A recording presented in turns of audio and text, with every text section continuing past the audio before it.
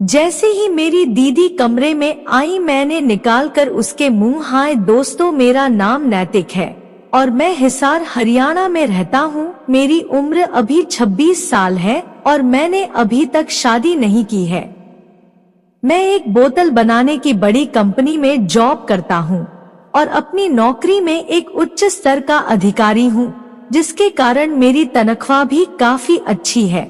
मैं अकेला रहता हूँ और इस वजह से घर का काम जैसे खाना बनाना और झाड़ू पोंछा करना मेरे लिए कठिन हो जाता है।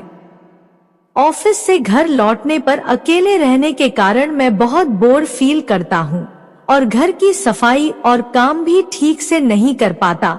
इस समस्या को हल करने के लिए मैंने सोचा कि एक कामवाली नौकरानी को काम पर रखना सही रहेगा। मैंने सुबह अपनी कॉलोनी के गार्ड से कहा कि वह मेरे लिए एक अच्छी नौकरानी की तलाश करे। अगले दिन एक कामवाली नौकरानी मेरे घर आई, जो देखने में बहुत सुंदर और गोरी चिट्ठी थी। ऐसा लगा जैसे वह किसी ऑफिस में काम करती हो। उसकी शारीरिक संरचना बहुत अच्छी थी और उसकी लंबाई लगभग 5 फीट 3 इंच रही थी। उस समय मेरे मन में उसके बारे में कोई गलत सोच नहीं थी। मैंने उससे बात की और उसे बताया कि मैं उसे सुबह के चाय नाश्ते, खाने और घर की साफ सफाई के लिए प्रति माह 20,000 रुपए का पेमेंट करूंगा। यह सुनकर वह नौकरी करने के लिए तैयार हो गई। मैंने पूछा कि क्या तुम्हारी शादी हुई है, तो उसने कहा हाँ मैं शादीशुदा हूँ और मेरा पति भी इलाहाबाद में रहता है। वह मेरे बंगले के पास की गली में रहती है। मैंने उसे खाना बनाने के लिए कहा और उस महिला को जो भी पसंद होता वह मुझसे पैसे लेकर सब्जियां लाती थी। मेरी नाइट ड्यूटी की होती है, इसीलिए मैं सुबह 7:30 बजे घर वापस आ जाता था और रात को 8:30 बजे ड्यूटी पर चला जाता था। कामवाली के आने के बाद मुझे थोड़ा अच्छा महसूस हुआ, लेकिन फिर भी अकेलापन मुझे काटता था। एक दिन मेरी किस्मत ने अजीब मोड़ लिया, जिसकी मैंने कभी कल्पना भी नहीं की थी। मैंने उससे पूछा कि क्या वह नाश्ता करना चाहेंगी, तो उसने कहा कि वह बाद में नाश्ता करूंगी क्योंकि घर में बहुत काम है। मैंने उसे जबरदस्ती की और वह मान गई।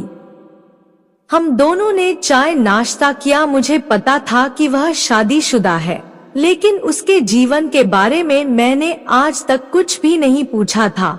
उस दिन रात के खाने के बाद मैंने उसे पूछा घर में कितने लोग हैं। उसने बताया कि मैं और मेरा पति ही घर में है। मैंने पूछा कि उसका पति क्या करता है, तो उसने बताया कि वह स्कूल बस ड्राइवर है। जब मैंने पूछा कि शादी को कितने समय हो गए हैं, तो उसने बताया कि उसकी शादी को 1.5 साल हो गए हैं। वह 21 साल की हो चुकी है।